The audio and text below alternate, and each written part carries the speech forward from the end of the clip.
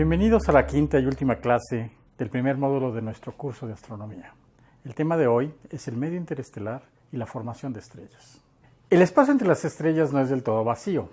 Entre las estrellas encontramos gas y polvo, constituyendo lo que llamamos el medio interestelar. La densidad promedio del medio interestelar es muy baja, del orden de un átomo por centímetro cúbico. Comparado con el vacío que alcanzamos en los laboratorios terrestres, esta es una densidad muy baja, que es de 10.000 centímetros cúbicos en los laboratorios. Ahora imagínense comparada con la densidad en las atmósferas de la Tierra o la atmósfera en el Sol. Los constituyentes del medio interestelar son básicamente dos: gases y polvo. Los gases constituyen el 99% del material interestelar y están constituidos básicamente por hidrógeno, el 92% por número, el helio el otro 8%, mientras que el oxígeno y el carbono y otros elementos constituyen menos del 0.1%. El polvo son pequeñas partículas que llamamos granos y que tienen una gran distribución de tamaños. El polvo generalmente está mezclado con el gas, así que vamos a ver algunos detalles de él. Básicamente el polvo son pequeñas partículas sólidas, granos. Son de diferentes formas y tamaños y típicamente tienen como 100 átomos por grano. La composición es básicamente carbono puro, grafito o hollín, y silicatos de hierro y magnesio parecidos a las olivinas terrestres y hielos de distintos tipos. El carbono también forma estructuras grandes, planas y circulares, y algunas estructuras como las llamadas hidrocarburos policíclicos aromáticos, PAS. En el medio interestelar, por cada partícula de gas existen 10 a la menos 12 partículas de polvo. El polvo absorbe la luz visible. El polvo interestelar absorbe la radiación en el visible y no nos permite observar, por ejemplo, el centro de la galaxia. Interesa, por tanto, observar en otras frecuencias que sufren menos absorción y permiten ver más adentro en las zonas de formación estelar, como es el radio y el infrarrojo. Además, el polvo, por su temperatura, emite en el infrarrojo. La cantidad de absorción del polvo en las nubes densas puede ser altísima, 35 magnitudes, que es aproximadamente un factor de 10 a la 14 de absorción. Un ejemplo de la presencia del polvo son las Pléyades, comparando las imágenes visibles infrarrojas. Una nube de polvo pasando cerca de las estrellas calientes, en las Pléyades, dispersa la luz en el azul y en el visible. Ese mismo polvo en el infrarrojo emite luz. Otra comparación es, por ejemplo, la nebulosa que llamamos la cabeza del caballo. En el visible lo que vemos es una nube oscura, oscurecida severamente por el polvo interestelar. En el infrarrojo cercano, el polvo es casi transparente. Se puede ver las estrellas en formación embebidas en la nube. Y en el infrarrojo medio se observa el brillo del polvo directamente. Otro ejemplo de presencia del polvo está en la nebulosa trífida. En el visible vemos el gas ionizado por las estrellas calientes y en el infrarrojo podemos penetrar la nube y ver las estrellas dentro de ella. Otro ejemplo es la nebulosa de Orión, comparando el visible con el infrarrojo con imágenes del satélite Spitzer. El medio interestelar se encuentra en diferentes fases. Constituye del orden del 15% de la masa luminosa de nuestra galaxia. Por el estado en que se encuentra el hidrógeno en el medio interestelar, se le divide en tres grandes grupos o fases. La primera fase es el gas ionizado, el gas neutro y el gas molecular. Estos tres estados se encuentran en distintos tipos de objetos o nubes, con diferentes temperaturas, densidades y ocupan volúmenes diferentes en la galaxia. Veamos ahora con mayor detalle. Empecemos por las fases ionizadas del medio interestelar. Están las regiones H2 tradicionales. Generalmente se encuentran alrededor de estrellas jóvenes.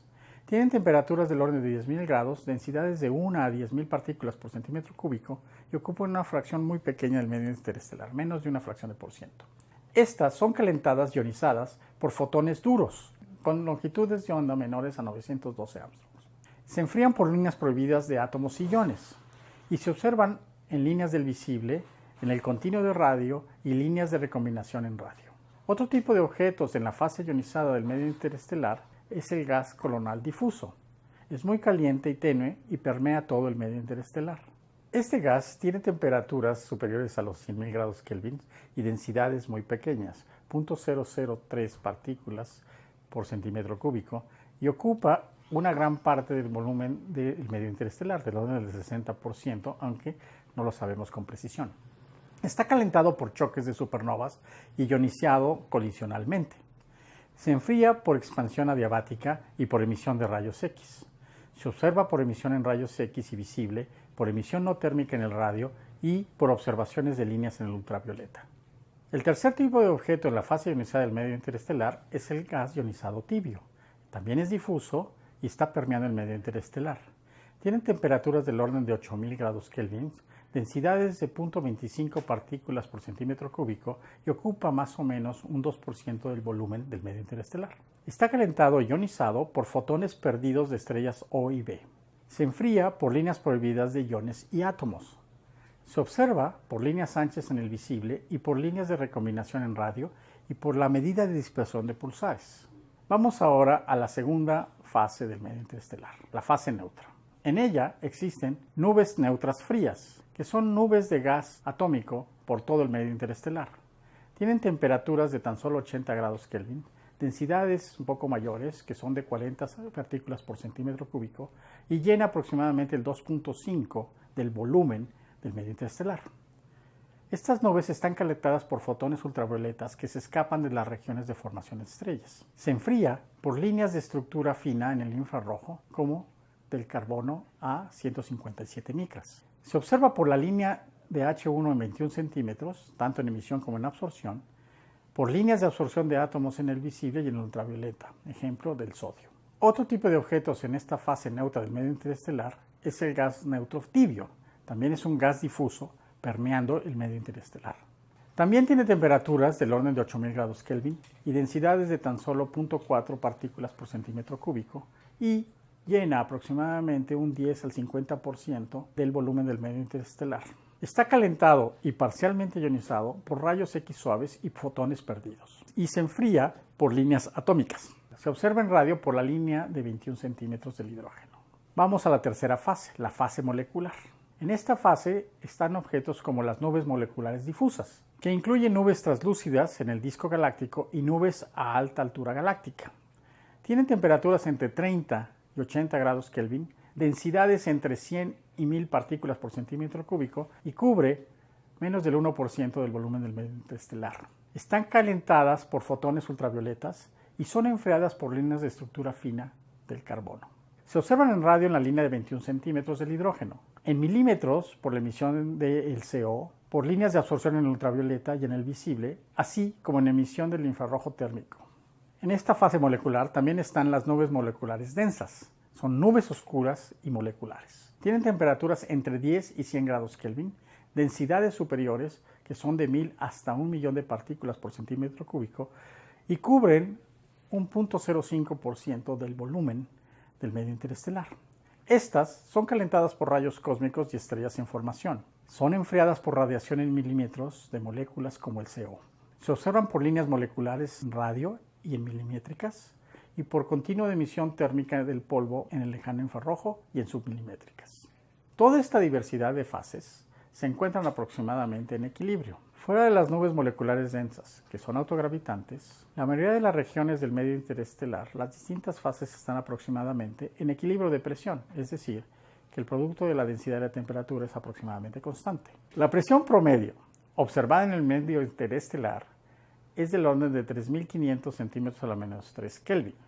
Es casi consistente con modelo de balance de presión. Claro, hay que ajustar algunas cosas como la evaporación de nubes por supernovas. Parece haber también balance de masas, es decir, las nubes se evaporan y se crean. Parece también haber balance de energía entre la energía cinética y la radiación.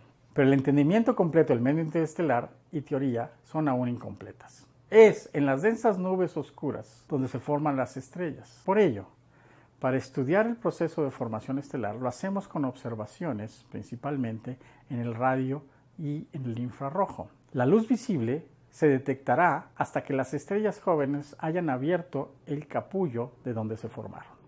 Vayamos con el proceso de formación estelar. Las estrellas no nacen solas sino en grupos. Las estrellas recién formadas emiten radiación que ioniza y calienta la nube circundante donde se forman. Las zonas ionizadas por las estrellas masivas son las nebulosas conocidas como regiones H2. Al detectar una región H2 sabemos que en su interior hay estrellas jóvenes y calientes que la ionizan. Las grandes regiones de formación estelar, Orión es la más cercana, son como grandes incubadoras de estrellas recién nacidas. Veamos la constelación de Orión. A una simple vista podemos ver una región H2, muy cerca de la daga de la constelación. Sin embargo, cuando observamos a la misma constelación en el infrarrojo, vemos que se trata de un gran complejo de formación estelar. En el infrarrojo estamos viendo la luz del polvo caliente cercano a las regiones H2. La formación estelar se da por colapso gravitacional. Las estrellas nacen entonces de las nubes densas moleculares que tienen dimensiones típicas de 1 a 10 años luz y están formadas por moléculas y polvo. La masa de estas nubes varía entre 1 y 10.000 masas solares. Son autogravitantes, pero en ciertas condiciones una nube molecular puede perder soporte y colapsar. Se contrae por su propia gravedad para formar una estrella. El proceso de colapso inicial es muy rápido, tiempo de caída libre, del orden de 10.000 años. El proceso completo es, sin embargo, mucho más complejo porque implica cambiar por muchos órdenes de magnitud la densidad. La escala de distancias va de 10 a la 18 a 10 a la 10 centímetros, es decir, un factor de 10 a la 8. También es necesario invocar mecanismos que puedan llevarse momento angular o rotación y energía para que siga cayendo material, como son los chorros y los campos magnéticos. La primera fase es el colapso gravitacional de la nube, que es relativamente rápida. El material que originalmente tiene un poco de rotación, al irse bajando, va a rotar más rápido y formar un disco. El material que tiene poca rotación se va hasta la estrella. En los procesos subsecuentes es muy importante que los chorros, a través de la ayuda de los campos magnéticos, se lleven esa rotación y mucha energía para que siga creciendo la estrella, se siga enfriando el disco y lleguen a formar sus planetas en escalas de tiempo bastante más grandes, del orden de 50 millones de años. Los chorros y los discos protoplanetarios que se esperan se han podido ya detectar en regiones de formación estelar. En el radio se observan los grandes flujos moleculares, se observan los objetos HH, que son secciones de choque de los chorros que salen del disco protoplanetario. Como pueden apreciarse también en imágenes en el infrarrojo desde el espacio, los discos protoplanetarios, llamados proplyds, presentan estrellas en su interior. Están compuestos de 99% de gas y 1% de polvo, que es suficiente para no dejárnoslos ver en el visible. Veamos ahora algunas zonas de formación estelar. Los discos protoplanetarios en Orión se han detectado y se pueden ver claramente. Algunos de estos se destruyen en las estrellas más calientes y eso puede impedir la formación de sistemas planetarios en las estrellas más masivas. Volviendo a la nebulosa del Caballo, vemos la zona oscura debido al polvo, vemos el frente de ionización de las estrellas jóvenes y vemos precisamente la zona donde está la estrella joven responsable de esta ionización. En el infrarrojo penetramos el polvo, pero a la vez las grandes moléculas de carbono emiten más y se ve una mancha más grande. En las regiones de formación estelar también hay evaporación, hay gránulos que se están evaporando, que se han podido observar cerca de los grandes pilares de la formación estelar. Esta es la nebulosa NGC 3603.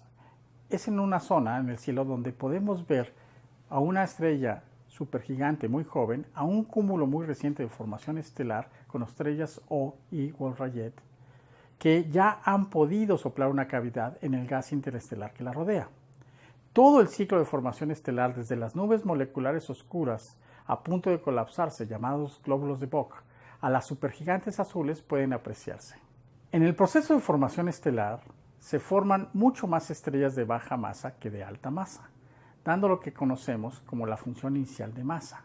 Por cada estrella masiva se forman centenares de estrellas menos masivas.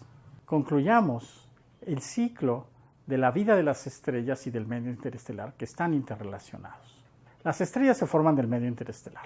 Dependiendo de la masa de las estrellas, las menos masivas realmente nunca llegan a formar reacciones termonucleares en su interior y se vuelven lo que llamamos enanas cafés, que prácticamente viven para siempre enfriándose poco a poco mientras reducen su tamaño.